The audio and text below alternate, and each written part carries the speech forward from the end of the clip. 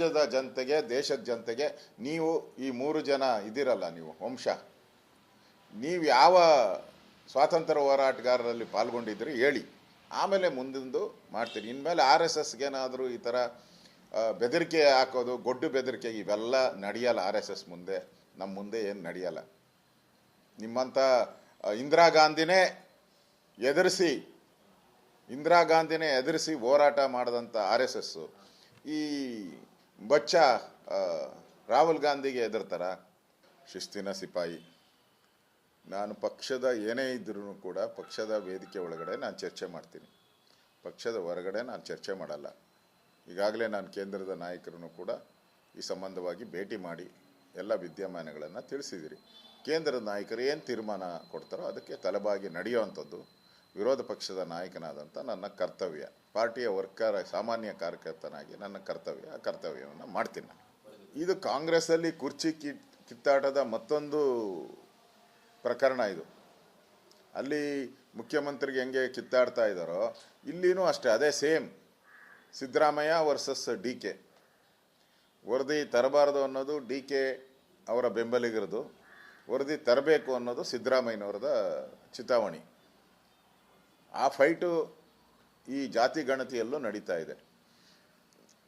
ಹಿಂದೆ 10 ವರ್ಷದ ಹಿಂದೆ ಮಾಡಿದಂಥ ಜಾತಿ ಗಣತಿ ಇವತ್ತು ಕೇಂದ್ರ ಸರ್ಕಾರ ಈಗ ಜಾತಿ ಗಣತಿಯನ್ನು ಶುರು ಮಾಡ್ತಾ ಇದ್ದಾರೆ. ಸೆನ್ಸಸ್ ಶುರು ಆಗ್ತಾ ಇದೆ. ಒಂದಕ್ಕೊಂದು ಕಾಂಟ್ರವರ್ಸಿ ಆಗೇ ಆಗುತ್ತೆ. ನಾರ್ಮಲಿ ಎಲ್ಲ ಹೈಕೋರ್ಟು, ಸುಪ್ರೀಂ ಕೋರ್ಟ್ ಆದೇಶ, ಏನೇ ಚುನಾವಣಾ ಪ್ರಕ್ರಿಯೆಗಳು ನಡಿಬೇಕಾದರೆ ಕೇಂದ್ರದ ಮಾನದಂಡನೇ ಉಪಯೋಗ ಮಾಡೋದು. ಕೇಂದ್ರದ ಸೆನ್ಸಸ್ಸೇ ಅಧಿಕೃತ. ಅದರಿಂದ ಕೇಂದ್ರನೇ ಮಾಡ್ತಾ ಇರೋದ್ರಿಂದ ಇವರು 10 ವರ್ಷ ಸುಮ್ಮನೆ ಇದ್ದುಬಿಟ್ಟು ಅದನ್ನು ಧೂಳಿಡಿದ್ರು. ಮತ್ತು ಆ ವರದಿಯನ್ನು ತಯಾರು ಮಾಡಿದವರು ಯಾರು? ಸಿದ್ದರಾಮಯ್ಯನವರ ಎಲ್ಲ ಒಂದು ಆಸೆ ಏನಿತ್ತು ಆ ಪ್ರಕಾರ ತಯಾಗಿರೋ ವರದಿ ಅದು. ಸಿದ್ದರಾಮಯ್ಯನವರೇ ಹೇಳಿ ಮಾಡಿಸಿರೋಂಥ ವರದಿ ಅದು. ಮಾತತ್ರ ಕಾಂಗ್ರೆಸ್ ಅವ್ರು ಹೇಳ್ತಾರೆ ವರದಿ ಓದಿದ್ದೀರಾ ಅಂತ. ಅಯ್ಯೋ, ವರದಿ ಬೀದಿಯಲ್ಲೆಲ್ಲ ಹಾಗೆ ಎಲ್ಲ ಪತ್ರಿಕೆ, ಎಲ್ಲ ಚಾನಲಲ್ಲೆಲ್ಲ ಬಂದೋಗ್ಬಿಟ್ಟಿದೆ. ಅದಾದಮೇಲೆ 3-4 CMಗಳು ಆಗೋಗ್ಬಿಟ್ಟವ್ರು. ಎಲ್ಲ CMಗಳು ವರದಿ ಓದಿದ್ದಾರೆ. ಏನು ಸೀಕ್ರೆಟ್ ಅದು? ಏನೋ ಸೀಕ್ರೆಟ್ ಥರ ಹೇಳ್ತಾ ಇದ್ದಾರೆ. ಎಲ್ಲ CM ವರದಿ ನೋಡಿದ್ದಾರೆ, ಓದಿದ್ದಾರೆ, ಅವ್ರು 100 ಜನಕ್ಕೆ ಕೇಳಿದ್ದಾರೆ. ಅದು ಬಹಿರಂಗವಾಗಿದೆ, ಈಗಾಗಲೇ ಬಹಿರಂಗ ಆಗಿದೆ. ಮತ್ತು ಇವರು ಸಿದ್ದರಾಮಯ್ಯನವರು ಹೇಳಿ ಬಡಿಸಿರೋಂಥ ವರದಿ ಅದು, ಅದರಲ್ಲಿ ಪ್ರಶ್ನೆನೇ ಇಲ್ಲ. ಅದರಿಂದ ಅದರಲ್ಲಿ ಏನೋ ಸತ್ಯ ಹೊರಬರುತ್ತೆ ಅನ್ನೋದು ಸುಳ್ಳು. ನಾವು ಜಾತಿ ಗಣತಿಯ ವಿರೋಧಿಗಳಲ್ಲ. ಆದರೆ ಜಾತಿ ಗಣತಿ ಹೇಗಾಗಬೇಕು ಅಂದರೆ ಎಲ್ಲರೂ ಒಪ್ಪೋ ರೀತಿ ಆಗಬೇಕು ಮತ್ತು ಎಲ್ಲರ ಮನೆ ಸಮೀಕ್ಷೆ ಆಗಬೇಕು. ಈಗಾಗಲೇ ವೀರಶೈವ ಸಮಾಜ ಹೇಳಿದೆ, ನಮ್ಮ ಮನೆಗಳು ಯಾರ್ದು ಭೇಟಿ ಮಾಡಿಲ್ಲ ಅಂತ ಹೇಳಿದ್ದಾರೆ. ಒಕ್ಕಲಿಗರು ಹೇಳಿದ್ದಾರೆ, ಒಕ್ಕಲಿಗರನ್ನೆಲ್ಲ ಒಡೆದು ಸ್ಪ್ಲಿಟ್ ಮಾಡಾಕ್ಬಿಟ್ಟಿದ್ದಾರೆ. ಒಕ್ಕಲಿ ಜಾತಿನ 108 ಭಾಗ ಮಾಡಾಕ್ಬಿಟ್ಟಿದ್ದಾರೆ. ಲಿಂಗಾಯತರನ್ನ 108 ಭಾಗ ಮಾಡಾಕ್ಬಿಟ್ಟಿದ್ದಾರೆ.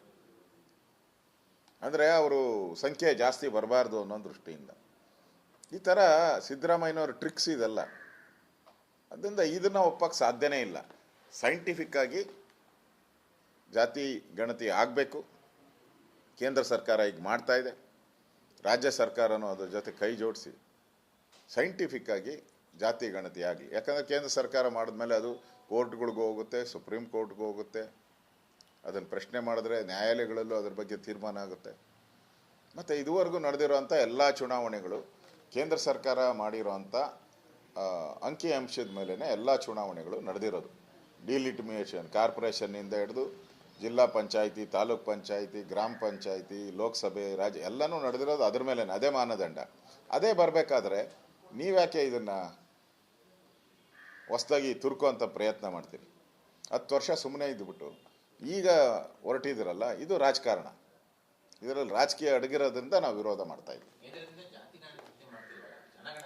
ಜನಗಣತಿಯಲ್ಲಿ ಎಲ್ಲನೂ ಬಂದೇ ಬರುತ್ತೆ. ಜನಗಣತಿಯಲ್ಲಿ ಎಲ್ಲನೂ ಕೂಡ ಅದರಲ್ಲಿ ಪ್ರತಿಯೊಬ್ಬರು ಕೂಡ ಅವರ ಮಾಹಿತಿಯನ್ನು ಕೊಡ್ತಾರೆ. ನಾನು 2 ದಿನದ ಮುಂಚೆನೇ ಹೇಳಿದ್ದೀನಿ, ಹಿಂದೆ ಸಮ್ಮಿಶ್ರ ಸರ್ಕಾರ, ಕುಮಾರಸ್ವಾಮಿ ಅವ್ರ ಸರ್ಕಾರ ಬಿದ್ದಿದ್ದು ಬೆಳಗಾವಿಯಿಂದನೇ. ಈಗ ಮತ್ತೆ ಈ ಕಾಂಗ್ರೆಸ್ ಸರ್ಕಾರ ಬೀಳುವಂಥದ್ದು ಬೆಳಗಾವಿಯಿಂದನೇ. ಒಂದು ಕಡೆ ಬೆಳಗಾವಿಯಲ್ಲಿ ಲಕ್ಷ್ಮೀ ಹೆಬ್ಬಾಳ್ಕರ್ ವರ್ಸಸ್ ಜಾರಕಿಹೊಳಿ, ಇನ್ನೊಂದು ಕಡೆ Jarkiholi versus D K Shivakumar. ಇದಕ್ಕೆಲ್ಲ ಕುಮ್ಮಕ್ಕು ಕೊಡೋ ರೀತಿ ಸಿದ್ದರಾಮಯ್ಯನವರು ಒಂದು ನಾಟಕ. ಸೂತ್ರಧಾರರು ಯಾರು ಅಂದರೆ ಸಿದ್ದರಾಮಯ್ಯನವ್ರಿಗೆ ಕುರ್ಚಿ ಉಳಿಸ್ಕೊಳೋ ಅಂತ ಆಸೆ ಬಂದ್ಬಿಟ್ಟಿದೆ. ಕಾಂಗ್ರೆಸ್ ನಾಯಕರಲ್ಲಿರೋ ಮಾಹಿತಿ ಪ್ರಕಾರ ಸರ್ಕಾರ ಬಂದಾಗ 2.5 ವರ್ಷ ಅಂತೇಳಿ ತೀರ್ಮಾನ ಆಗಿದೆಯಂತೆ. ಅದು ನವಂಬರ್ಗೆ ಕಂಪ್ಲೀಟ್ ಆಗುತ್ತೆ. ನವಂಬರಲ್ಲಿ ಹಸ್ತಾಂತರ ಆಗಬೇಕು. ಆದರೆ ಈಗ ಹಸ್ತಾಂತರ ಮಾಡೋ ಮನಸ್ಸು ಸಿದ್ದರಾಮಯ್ಯನವ್ರಿಗಿಲ್ಲ. ಅದಕ್ಕೆ ಇವ್ರನ್ನೆಲ್ಲ ಬಿಟ್ಟು ಸಿದ್ದರಾಮಯ್ಯನವರೇ ಕಂಟಿನ್ಯೂ ಆಗಬೇಕು, ಆ ಥರದ ಒಂದು ಸ್ಟ್ರಾಟಜಿಯನ್ನು ಮಾಡಿದ್ದಾರೆ. ಅದ್ರ ಮೂಲಕ ಪರಮೇಶ್ವರ್ ಇರ್ಬೋದು, ಜಾರಕಿಹೊಳಿ ಇರ್ಬೋದು, ರಾಜಣ್ಣ ಅವರು ಇರ್ಬೋದು, ಮಹದೇವಪ್ಪ ಇರ್ಬೋದು, ಎಲ್ಲರೂ ಕೂಡ ಫೀಲ್ಡ್ಗಿಳಿದು ಸಿದ್ದರಾಮಯ್ಯನ ಪರವಾಗಿ ಬ್ಯಾಟಿಂಗ್ ಮಾಡ್ತಾನೆ ಇದ್ದಾರೆ. ಈಗ ನನಗನ್ಸ್ತೈತೆ ಡಿ ಕೆ ಒಬ್ಬಂಟಿ ಔಟ್ ಇದ್ದಾರೆ ಅನಿಸ್ತೈತೆ. ಅವ್ರಿಗೆ ಯಾರೂ ಇಲ್ಲ. ಅವರೇ ಹೇಳಿದಾರಲ್ಲ, ಯಾವ ಎಮ್ ಎಲ್ ಎನೂ ನನ್ನ ಹಿಂದೆ ಬರೋದು ಬೇಡ ಅಂತ. ಯಾಕೆ ಹೇಳಿದ್ದಾರೆ ಅಂದರೆ ಯಾರು ಇಲ್ಲ ಅಂತ ಇರ್ಬೋದಲ್ಲ. ಈಗ ಹೈಕಮಾಂಡ್ ಪಾದವೇ ಗತಿ ಅಂತೇಳಿ ಹೈಕಮಾಂಡ್ ಪಾದದ ಹತ್ರ ಕೂತಿದ್ದಾರೆ. ಯಾವ ರೀತಿ ಮುಖ್ಯಮಂತ್ರಿಗಳು ಅಧಿಕಾರ ಬಿಟ್ಕೊಡೋಕ್ಕೆ ತಯಾರಿಲ್ಲೋ, ಅದೇ ರೀತಿ ಡಿ ಕೆ ಶಿವಕುಮಾರ್ ಅವರು KPCC ಅಧ್ಯಕ್ಷ ಪದವಿ ಬಿಟ್ಕೊಡೋಕೆ ಅವರು ತಯಾರಿಲ್ಲ. ಕೊನೆಗೆ ಇವ್ರು ಹಿಂಗೆ ಕಂಟಿನ್ಯೂ, ಅವ್ರು ಹಂಗೆ ಕಂಟಿನ್ಯೂ. ಈ ಗೊಂದಲ ಅಂತೂ ಕಂಟಿನ್ಯೂ ಆಗೇ ಆಗುತ್ತೆ. ಅಂದರೆ ಬೀದಿಗೆ ಬಂದ್ಬಿಟ್ಟಿದೆ. ಸುರ್ಜೇವಾಲಾ ಅವರು ಬಂದು ಖಡಕ್ ವಾರ್ನಿಂಗ್ ಕೊಟ್ಟು ಮಾರನೇ ದಿನನೇ ಮತ್ತೆ ಖಡಕ್ಕಾಗಿ ಎಲ್ಲರೂ ಮಾತಾಡ್ತಾ ಇದ್ದಾರೆ. ಅದರಿಂದ ಕಾಂಗ್ರೆಸ್ ಈಗ ಆಡಳಿತ ಮಾಡ್ತಾ ಇಲ್ಲ. ಅವರು ಕರ್ನಾಟಕದಲ್ಲಿ ಜನರ ಸಂಕಷ್ಟ ಏನಿದೆ, ಈ ಬಾಣಂತಿಯರ ಸಾವಿರ್ಬೋದು, ನಿರಂತರವಾಗಿ ಕಾಂಟ್ರಾಕ್ಟರ್ಗಳು ಆತ್ಮಹತ್ಯೆ, ದಯಾಮರಣಕ್ಕೆ ಪತ್ರಗಳು ಬರೀತಾ ಇದ್ದಾರೆ. ಸೊ ಭಾಳಷ್ಟು ಜನ ಸ್ಟ್ರೈಕ್ಗಳು ನಡೀತಾ ಇದೆ, KPSC ನಡೀತಾ ಇದೆ, ಮೊನ್ನೆನೂ ಕೂಡ ಅಂಗನವಾಡಿ ನಡೀತು. ಯಾವುದನ್ನು ನಿಭಾಯಿಸೋಕ್ಕೆ ಇವತ್ತು ಕಾಂಗ್ರೆಸ್ ಸರ್ಕಾರ, ಇಲ್ಲಿರೋ ಸರ್ಕಾರ ಆ ಯೋಗ್ಯತೆಯನ್ನು ಕಳ್ಕೊಂಬಿಟ್ಟಿದೆ. ಬರೀ ಬಣ ಬಡಿದಾಟದಲ್ಲಿ, ಕುರ್ಚಿಯ ಕಾಳಗದಲ್ಲಿ ಆ ಕುರ್ಚಿಗೋಸ್ಕರ ಕಿತ್ತಾಡ್ತಾ ಇದ್ದಾರೆ ಹೊರತು ರಾಜ್ಯದ ಜನರ ಅಭಿವೃದ್ಧಿ ಏನು ಮಾಡ್ಬೋದು, ರಾಜ್ಯದ ಜನತೆಗೆ ಏನು ಸಹಾಯ ಮಾಡ್ಬೋದು ಅನ್ನೋದು ಮರೀಚಿಕೆ ಆಗೋಗ್ಬಿಟ್ಟಿದೆ. ಜನರ ಪಾಲಿಗೆ ಈ ಸರ್ಕಾರ ಮರೀಚಿಕೆಯಾಗಿ ಕಾಣಿಸ್ತಾ ಇದೆ. ಏನು ಡೆವಲಪ್ಮೆಂಟ್ ಇಲ್ಲ, ಅಭಿವೃದ್ಧಿ ಇಲ್ಲ, ಒಂದು ರೀತಿ ಬಣ ರಾಜಕೀಯ. ಇದರಲ್ಲೇ ಡೆಲ್ಲಿ ಪ್ರವಾಸಗಳು, ದಿನನಿತ್ಯ ಡೆಲ್ಲಿ ಪ್ರವಾಸಗಳು, ಸಿದ್ದರಾಮಯ್ಯನವ್ರದ್ದು ಮತ್ತು ಡಿ ಕೆ ಶಿವಕುಮಾರ್ ಅವ್ರದ್ದು.